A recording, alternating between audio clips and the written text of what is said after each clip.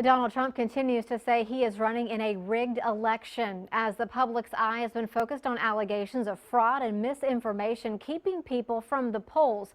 Today, KXAN's political reporter Phil Prazan has been digging into how many volunteers will be keeping an eye out for problems at the polls.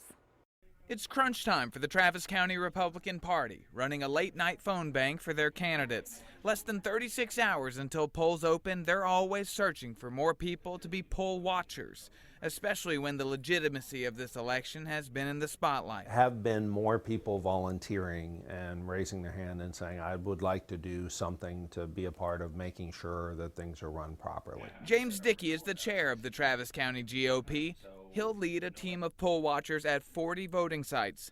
They're still deciding where to put them, but they'll be making sure there's no campaigning within 100 feet of a poll, people comply with the influx voter ID law, and that there's no mischief in a hectic election. And the advantage of having a trained poll watcher at a location is they can help make sure that if things go off the rails, it gets righted properly. The Democratic Party couldn't tell me how many specific poll watchers will be out on Election Day, but some decided to get involved after the 2000 election in Florida. After that election, I felt like I needed to do something to make sure that everybody who was qualified to vote could vote. In 2012, Jan Soifer was called in to be a poll watcher in the swing state of Ohio.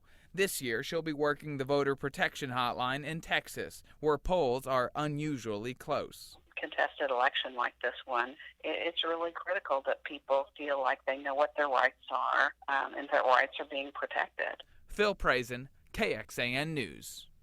So what happens if a poll watcher spots a problem? Phil says the campaign and the political parties have legal teams on standby ready to take their calls and take action. And it doesn't take much to become a poll watcher. To do it, you have to contact a political party, candidate, or organization for or against something on the ballot. You have to fill out an appointment of poll watcher form. Take it to the polling location you're going to watch and check in with the location's judge. If they stay less than 5 hours, they cannot return. If they stay longer, they can come and go as they please.